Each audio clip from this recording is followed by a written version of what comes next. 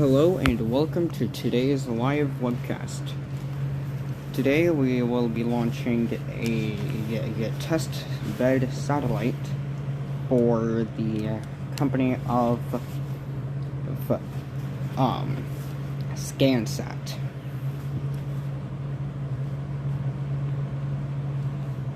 The ScanSat rocket, or the ScanSat mission, is what was created in order to the company ScanSat was created in order to provide access to better data usage for the Earth by using a systematical camera scanner located at the top currently of the satellite inside of the fairing, which is at the top of the rocket.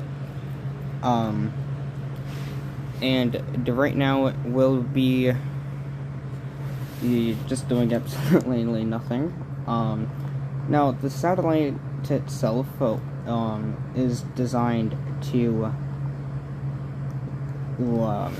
scan the Earth's surface in order to provide coverage of instantaneous new phenomena or anything else that might happen. This will also be able to be used as an early warning system.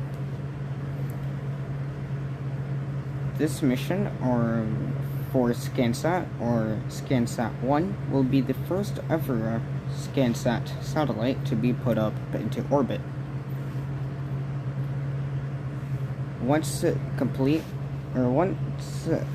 this is put up to orbit, the ScanSat-1 satellite will begin to deploy its solar arrays and antenna in a system, and then lastly the main system itself, which will be tested today.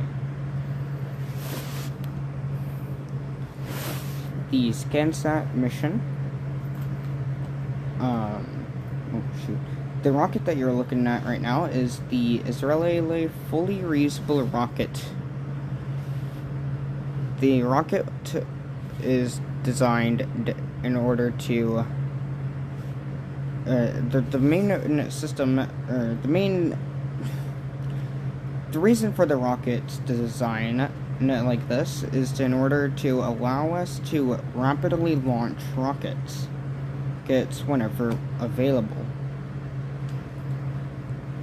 The launch site here has gone through many changes until we got to this current point. Where the Flamestack once stood are now 2 GSE tanks. The Flamestack is now at a safer distance away from the launch site. This is in order to provide this is to just allow us to get better visuals on the rocket, instead of only being able to just see the just orange. I really don't know what to say at this point. The launcher here is just a simple 2-staged rocket. Both stages are reusable. For this flight, however, we will not be reusing the fairing. The fairing here are brand new and will be conducting their only flight today.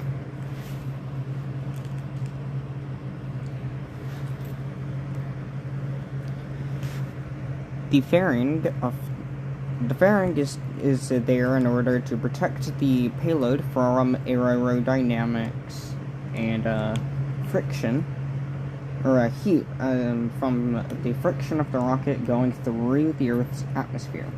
Once in space, we will deploy the fairing as it is no longer needed. The second stage will be able to boost us to orbit, and the first stage will just be able to take our satellite upwards to a stable, or to a high enough altitude and then separate, and we will attempt to land.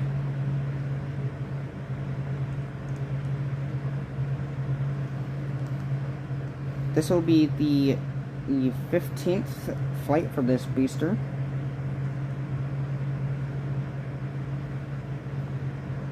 And so far we have no reason to hold right now. However, if we do need to hold, we have a backup opportunity tomorrow at the same time.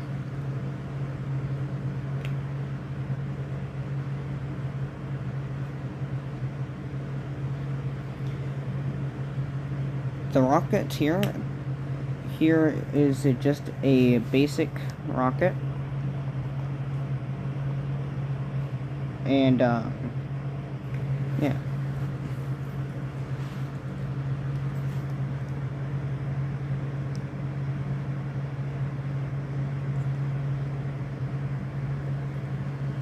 We are now at T-4 minutes and counting. All systems seem go.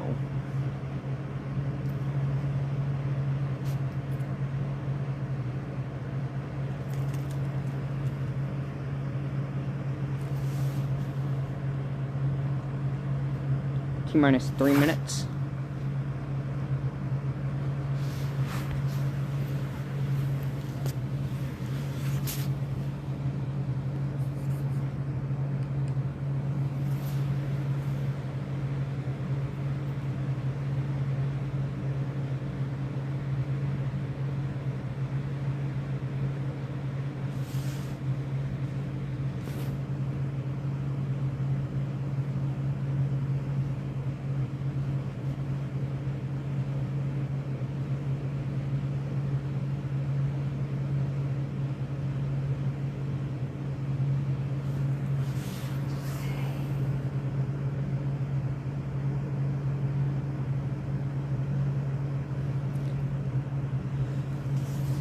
The object to the side of the rocket, over on the left side, is our launch.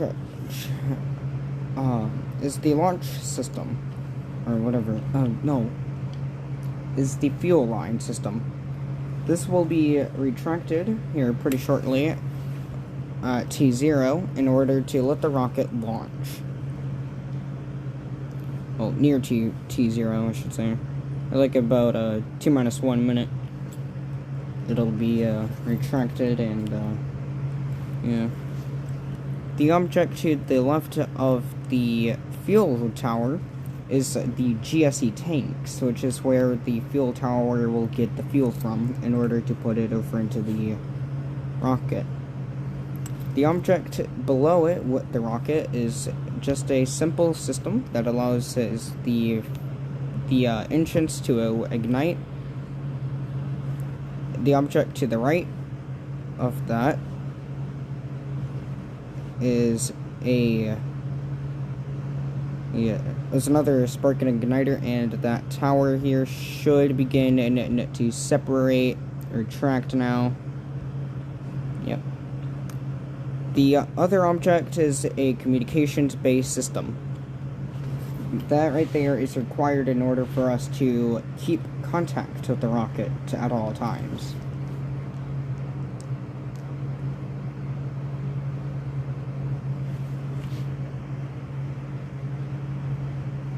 Everything seems good right now.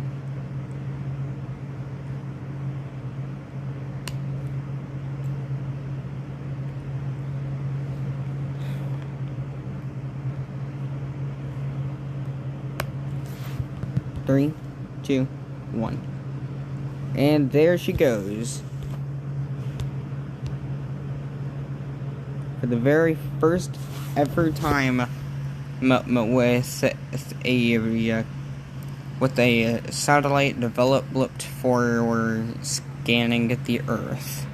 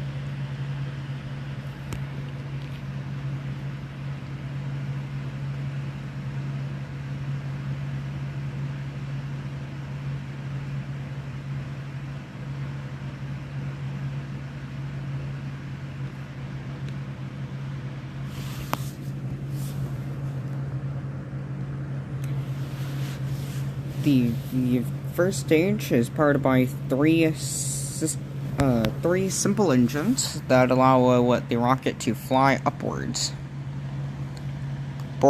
into space.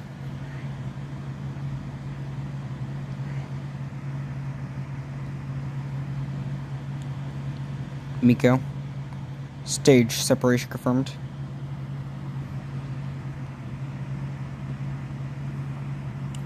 And there we have it. Everything is so far performing nominally.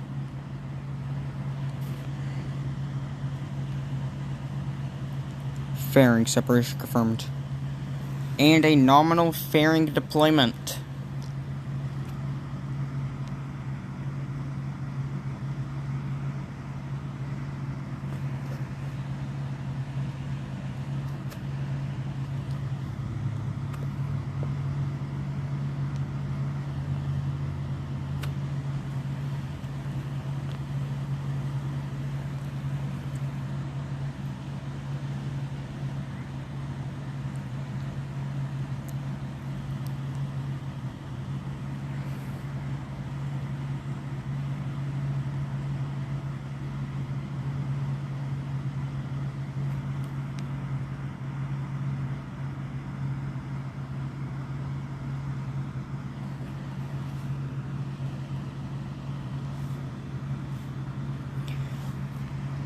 We are now approaching the first burn before landing.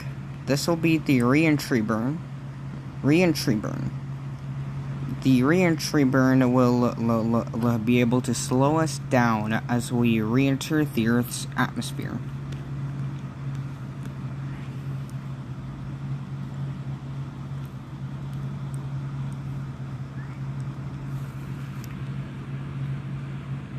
The exact location of this burn is pretty random, and the landing location is also random.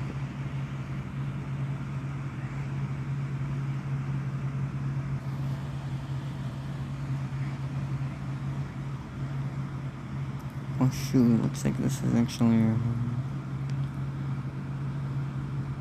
Flight 7 of this booster. And there we have the re-entry burn.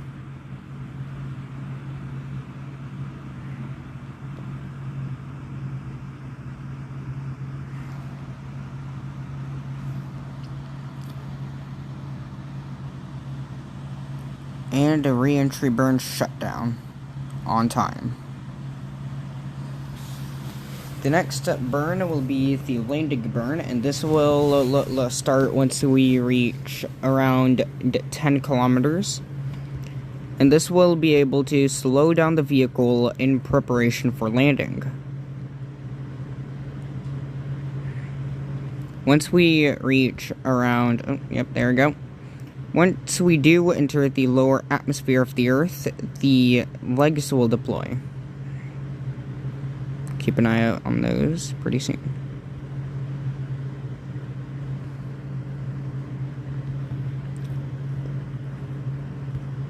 Legs have been deployed.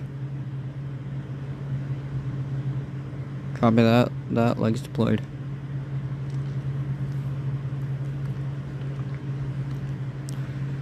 We are indeed most likely going to be able to land this booster for its 7th time today.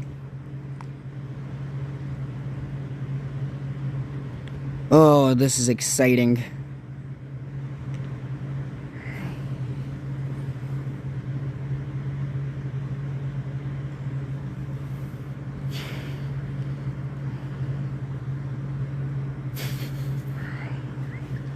These boosters are designed just like the Falcon 9 and Block 5 boosters to survive up to 10 landings at maximum before requiring refurbishment.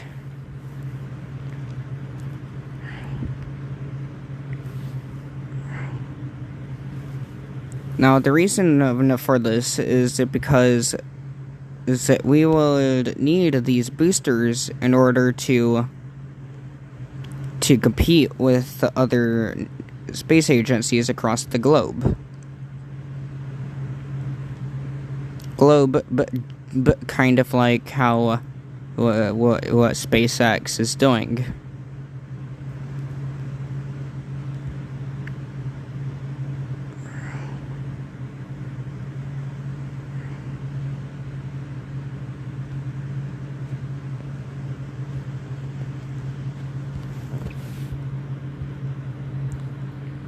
And we have failed our booster touchdown.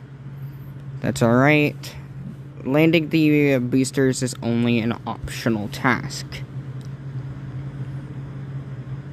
It's not a requirement for a mission success.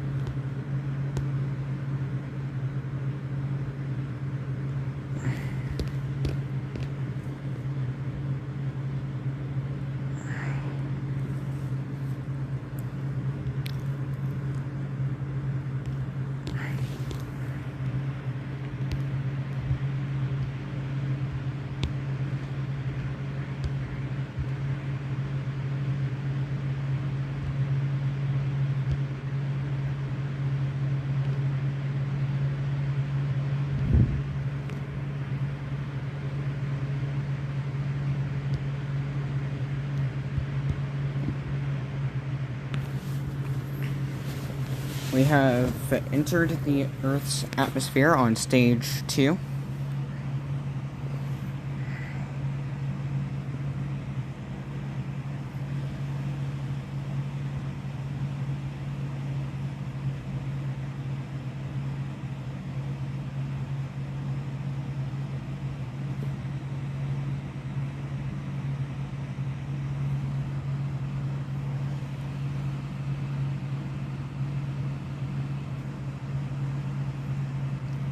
And there is shutdown confirmed on that burn on stage 2 at this time.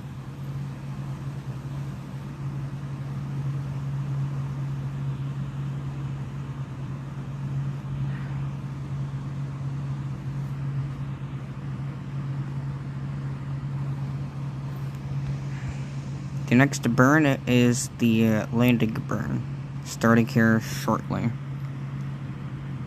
Currently, we have the legs deployed. And landing burn start.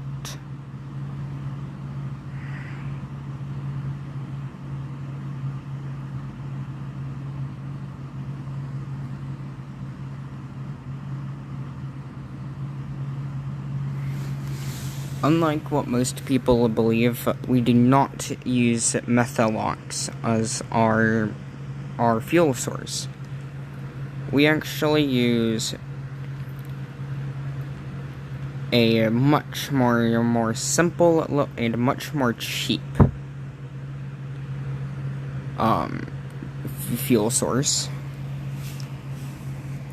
kerosene and liquid oxygen instead, or simply Keralox.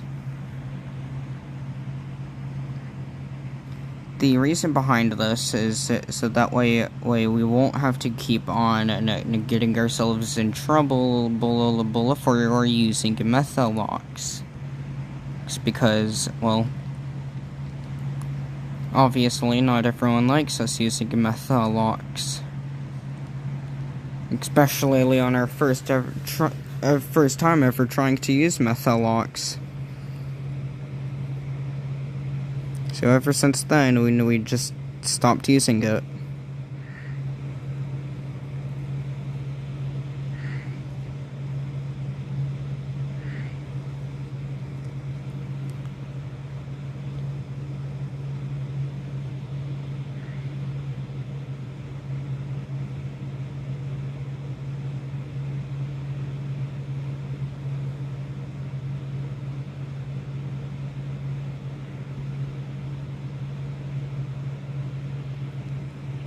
And what a way to end today's live stream.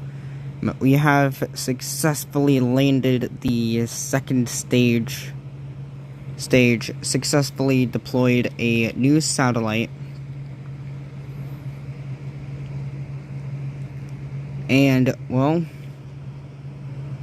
that's about it.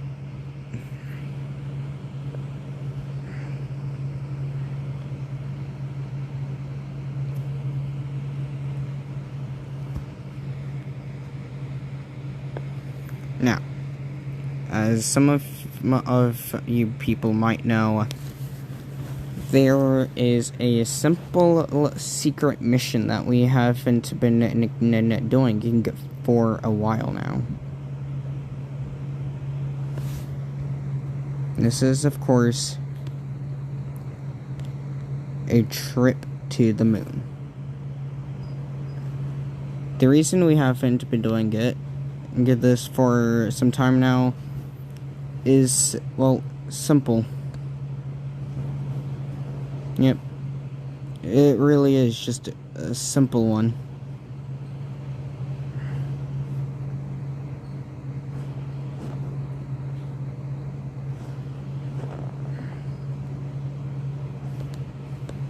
The entire mission actually lost contact a few moments after it reached orbit. We finally just regained contact, and we don't want to risk it, so we are bringing the craft back right now.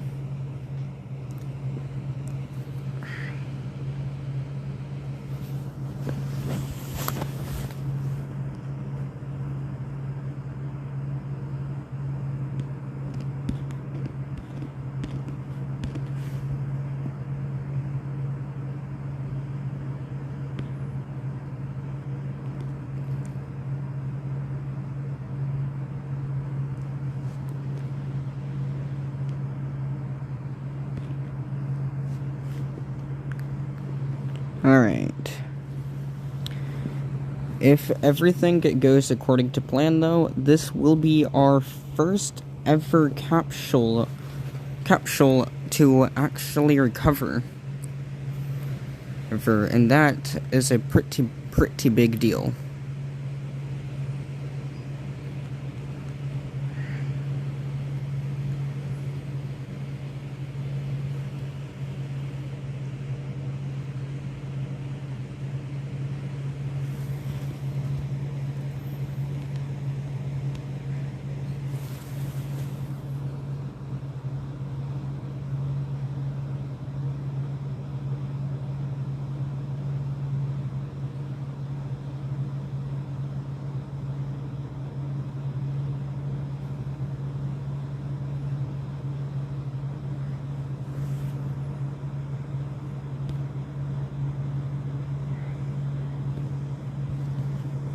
Alright, here we go.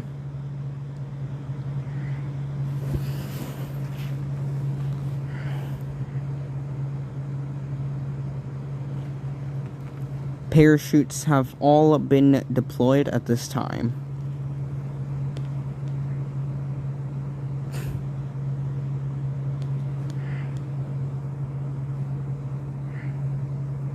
The drogue chute has been deployed.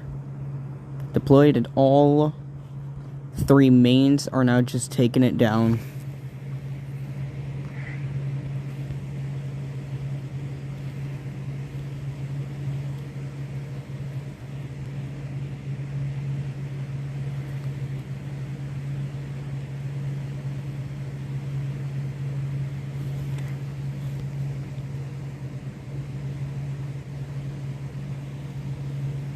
And there it is.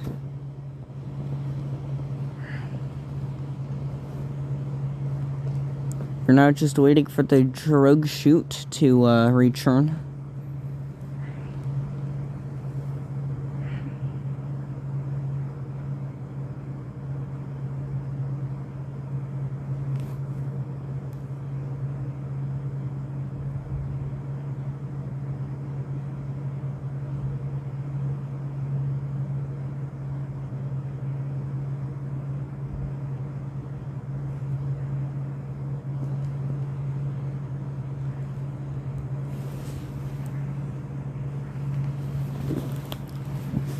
And here it comes, the first ever drogue chute recovery attempt.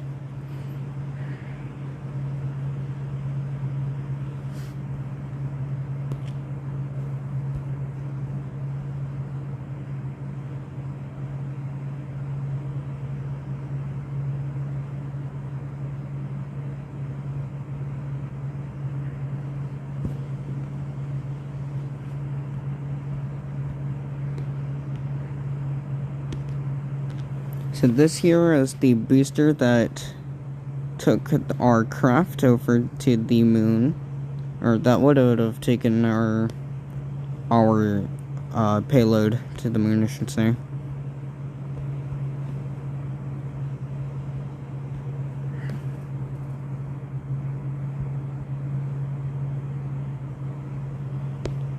And we lost the parachute.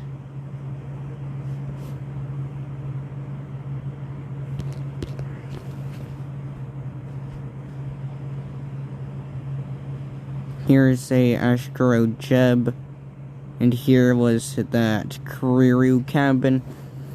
Astro Jeb tested out the crewed cabin, and it proved to be successful. This was the booster that we recovered, or landed today. Here's another one. Here are 2 rocket fairings. Here's a dead stage 2. Some more beautiful rocket fairings. Another stage 2. This is an old one.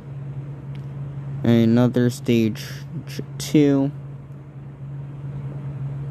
Here's a monster right there, huh? Yeah, here's another one. And another one. Yep, another one. And yeah, that's really it. And then there's, of course, the main launch pad area, which for some odd reason it is now missing its tower. And so, yeah, I mean, I did already go over everything in orbit, but yeah. Yeah, that's not dead. That's doomed. There we go. Yeah, I forgot about this comms satellite, huh? There we go.